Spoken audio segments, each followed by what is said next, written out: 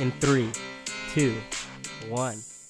Do you think championships really matter in determining all-time greats? I mean, everyone's going to say yeah, and of course they matter to some extent, right? You can't be considered the best great. and never even gotten close to going to the championship. Yeah. Well, he went to the finals, Charles. But I'm saying in general. Yeah, you're talking in general. In sports in general, man, you know, it's to me, it plays a factor, but it shouldn't be what ultimately you're measured against. Because like I said, if that's the case, then everyone points to Bill Russell because he's got 10 rings. 11. He was playing with white guys that probably couldn't jump 5 inches off the ground. Yeah. You know, and I'm not taking anything away from him. I never saw him play. It was way before my time. But my thing is like, why he's great? Like, you know, he wasn't in a dominant centers league in the 90s when he had Patrick him Ewing, and Wilt. That was it. Hakeem, David Robinson, Alonzo Mourning. It was a centers league, like, and not just, you know, soft, like who can score. These guys were banging bodies and playing really physical basketball. And it works the other way too, because if it's the whole ring debate, right? It's like, one, if you're going based on rings, then Bill's the best. But why don't people he has 11 rings? It's like, no, because everybody knows it's not all about rings. People go to Kareem, right? And he was I think good. he's underrated, bro. Yeah. I think he was overrated. Really? I mean, look at he played on a damn great team, you know, with the Lakers. Yeah. You had Magic, best point guard of all time. James Worthy. Yeah, you had so they weren't double teaming his ass, you know, like put in 2 or 3 bodies like they would on Hakeem, David Robinson, Michael Jordan, deadly though, Kobe bro. Nobody Bryant, could stop that. You know, I mean, it was deadly. Yeah. But what are you gonna do? You know, he wasn't doing it 20 times a game. You know, that was his go-to move. But he played for the Bucks before, right? He won a championship with the Bucks. Yeah, he won with them. But I agree. I don't think everybody knows LeBron's my favorite player in the league right now. He has 3 chips right now versus MJ, and it's just them two right now. I think honestly, R.I.P. Kobe, but it's MJ or LeBron that you really can talk about as being the two Kobe goats. In that situation. Huh? Yeah, I think you definitely got to put Kobe in there. And that's man. another one, right? That's another guy that. He played so much like Michael, though, bro. Yeah, he's just like Michael, and he has one less championship. But I mean, and he's not the originator of that style of play. Maybe, but you can't take that away from him because he played. I think he's all great. I think it's them 3 in the top 3 for me personally. You're comparing him to one of the greatest of all time, and if it was so like but you copied his style. Well, if it's that simple, then everybody should copy his style and considered one of the greats. He's right? one of the great. I consider him top 3. All I'm saying is when you copy somebody's style, and I'm not saying Kobe copied his style, but he for sure did some things that were very similar to the way MJ played. When you do that, it automatically is going to put you under, because he's the first. MJ was the first one to do all that stuff. You know what I mean? So you got Kobe. You're never going to pass him. But LeBron's playing a whole different way. He's being dominant from steals, assists, scoring. He's what? He passed up Kobe this past season, right? Yeah. So he's 3rd in all-time scoring now. Something like that. Yeah. It's Kareem's number 1, number 2. So. What does it all mean? Who would you say is the best player in the NBA? Well, that's what I'm saying. Me personally, I would say LJ, LeBron James is the GOAT. But I'm saying I understand why people could say MJ. But the point I'm trying to make is that you can argue either way for MJ or LeBron. But if you go MJ, cool. If you go LeBron, cool. But my thing is those are the 2 at the top for me. Yeah. You know, everybody else just kind of falls under. Yeah. So for me, it's them 2 at the top. And then you're going to start comparing, well, Jordan's got 6 rings and LeBron's got only 3. It's like, well, you can't do that, bro. Yeah. LeBron played 10 seasons with a shit Cavs team. His second best player was, who was the bald center he had? Ilgauskas. And then Delonte West. Delonte West, right? Yeah. Didn't they say that he hooked up with LJ's mom? Yeah, something like that. Man, it's just crazy. You know, we can get off sports topics because it just pisses me off. Because, you know, I love LeBron James. Who's your GOAT? He's LeBron. LeBron? Yeah, mainly because I hate Jordan. I don't like Jordan, dude. But no, I think LeBron. But I think he's the better overall around player because this motherfucker plays defense, bro. Yeah. He gives badass passes. And scoring's not even his number 1 skill set, dude.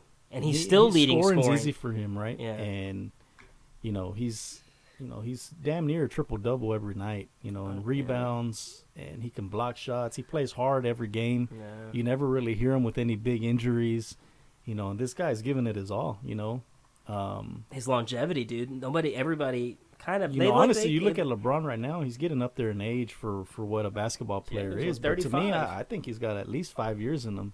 At the top of the league, where he can play for really sure, top 5 at competitively, least, right? Top 5. Yeah. I mean, because people now are saying, "Oh, Giannis is the best."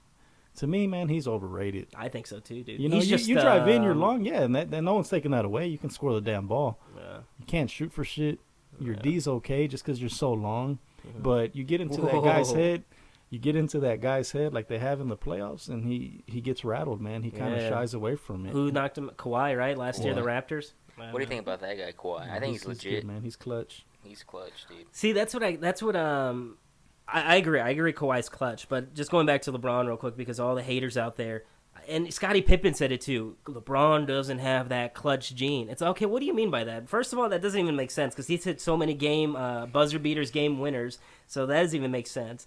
But my thing is, like, what do you mean by clutch? If you mean by clutch that the clock's ticking down 3, 2, 1 and somebody shoots it and he makes the game winner, well then, okay, that could be anybody, dude. There's a lot of people who can do that. That's just a great shooter. But for me, clutch is like, no, dude, who can bring it every damn game and affect the game just for the best? To kind of end the debate on LeBron and kind of move to another topic, everybody can fucking hate on him all they want. Yeah. And the city of L.A. was one of the biggest ones to hate on his ass. Yeah. He's there, and they love his ass to death now. So there's not a person that cheers for somebody in the NBA, for some team, that would not want LeBron James on their basketball team. Of course. And if they say they don't, they're full of shit. Yeah, and I'll be the first one to say it. Yeah. You're full of shit. Yeah. Now, if we're talking maybe like 3 or 4 years from now, and you're talking about LeBron versus like assuming Giannis is still healthy, then it makes sense, right? Hey, bro, you're 39. We got to get Giannis. It makes more sense to get him. But like the way, like you said it, but even it's a, like you said, it's a championship league. Yeah, people, GMs and owners play for championships. No. And it helps their ticket sales for the years to come after, right? Yeah, and that's true. Even though they might not pull the trigger, but if LA called and offered LeBron James for Giannis, Milwaukee's going to take a few days to think about it. Yeah, and they're giving up their future to win and contend for a title for the next 2 to 3 years. Yeah, exactly. And that's just bottom line. That's the way it is. Rockets would think about trading Harden's ass for LeBron James. I would do it right now, any team in the Straight NBA. Up. And if they offered me LeBron for Harden, I would do it in a heartbeat. You know what pissed me off about that trade, though? Is that Harden would go to L.A. and he'd end up winning like 2 championships over there because he's such a diva like that. It wouldn't be for him. It wouldn't be because of him, though. No, because he has a good team, and then the city of L.A. for him. He's such a diva, dude. Yeah. I mean, when we're, like you said, loyal Houston fans, bro, I'm diehard Rockets fan. When they play, I want them to win. I'm rooting for Harden. But just after year of disappointment, dude, especially with Harden, like choking. You hear that, Harden? I know, man. You're listening to this podcast somewhere. We love you.